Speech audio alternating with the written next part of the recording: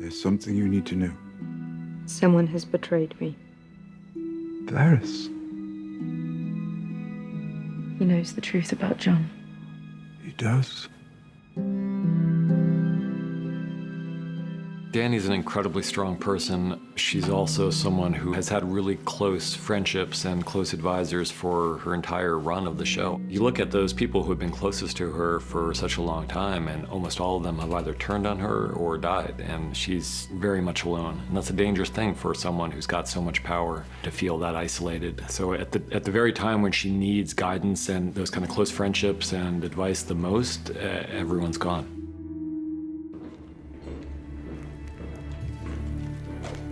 I think that Varys knew that it was unlikely that he would survive the attempt to overthrow Dany in favor of Jon.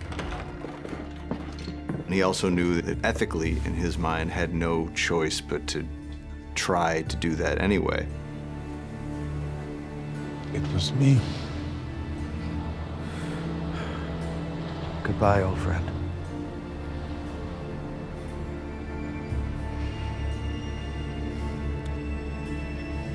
I think that Tyrion is saying goodbye to his best friend in the world outside of his brother. Dracarys.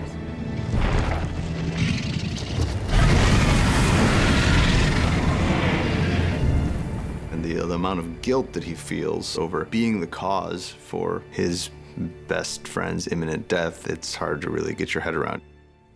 I don't have love here. I only have fear.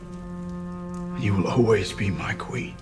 Jon Snow is someone that she's fallen in love with, and as far as she's concerned, by this point, Jon has betrayed her by telling people about his true identity, and also the fact that he's unable to return her affections at this point. All right, then.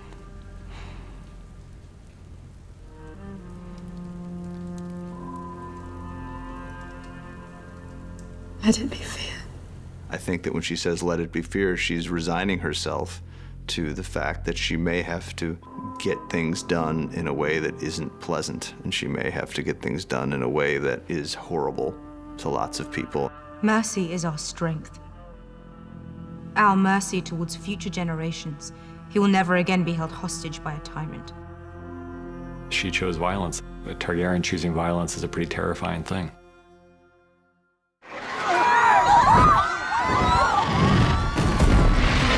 Even when you look back to season 1, when Khal Drogo gives the Golden Crown to Viserys, and her reaction on watching her brother's head melted off. He was no dragon. And he was a terrible brother, you know, so I don't think anyone out there was crying when Viserys died, but there is something kind of chilling about the way that Dany has responded to the death of her enemies. And if circumstances had been different, I don't think the side of Dany ever would have come out. If Cersei hadn't betrayed her, if Cersei hadn't executed Missandei, if Jon hadn't told her the truth, like if all these things had happened in any different way, then I don't think we'd be seeing this side of Daenerys Targaryen. I don't think she decided ahead of time that she was going to do what she did. And then she sees the Red Keep, which is to her the home that her family built when they first came over to this country 300 years ago.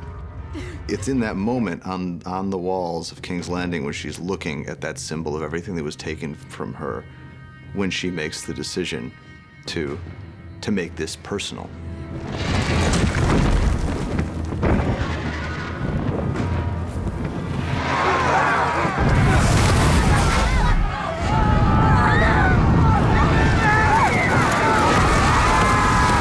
We wanted her to be just death from above, as seen from the perspective of the people who are on the business end of that dragon. In most large stories like this, it seems like there's a tendency to focus on the heroic figures and not pay much attention to the people who may be suffering from the repercussions of the decisions made by those heroic people. And we really wanted to keep our perspective and our sympathies on the ground at this moment, because those are the people who are really paying the price for the decisions that she's making.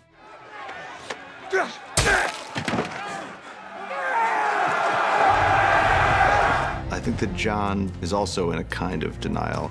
At first, the siege is a war. Soldiers killing soldiers. That's what war is. I think Jon is someone who's always been a very good soldier, who has never enjoyed being a soldier. He's been trained as a fighter from the time he was a little boy. He's quite good at it. He's quite good at leading men into battle, and he also hates it. I think for him, it's all starts out seeming like it's gonna work out, and then it turns into a nightmare. When she takes off and starts burning the city, the Unsullied on the ground and the Northmen on the ground take that as their cue that it's a moral free-for-all. The good guys are behaving like the bad guys, and the bad guys in this shot are the ones who are doing all of these horrific things around him, who are his own men. The moral lines that he's drawn for himself in his own life, you can't be maintained for everyone in all situations.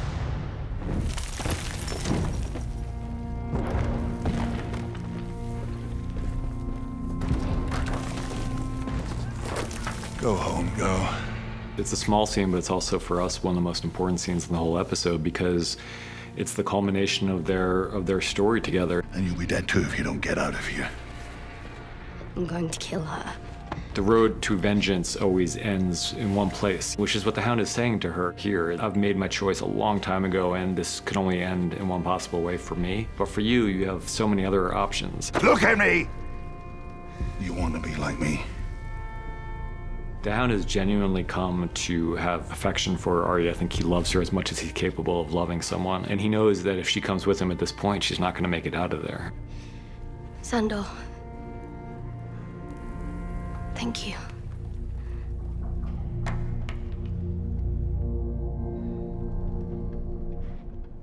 Hello, big brother.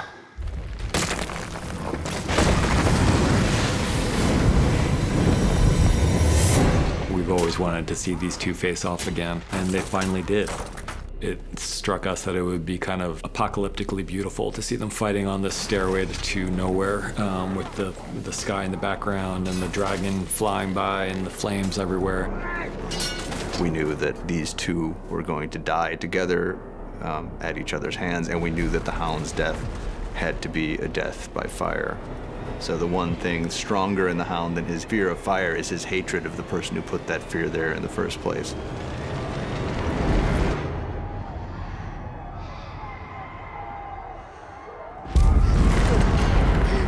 Feels like you needed a perspective to carry you through this horror, like you need a Virgil to take you through the hell that Dany's building. The reason we decided to follow Arya out of King's Landing and to see the fall of King's Landing through her eyes is something that we talked about with an earlier episode. You just care a lot more when you're with a character that you care about. So if we saw a lot of extras running around on fire and buildings falling apart, it might have been visually interesting, but it wouldn't have had much of an emotional impact. But when you're there on the ground with Arya, who's one of the people we care the most about, then everything takes on that much more of an edge. We knew that the Hound would be convincing her to part ways with him and to not go to her death. And once she decides she needs to get out of the city, well, she's in the worst possible place you can be. So she's got to get from that central point all the way outside the walls of the city. It's the longest, hardest journey anybody has to make in the entire episode.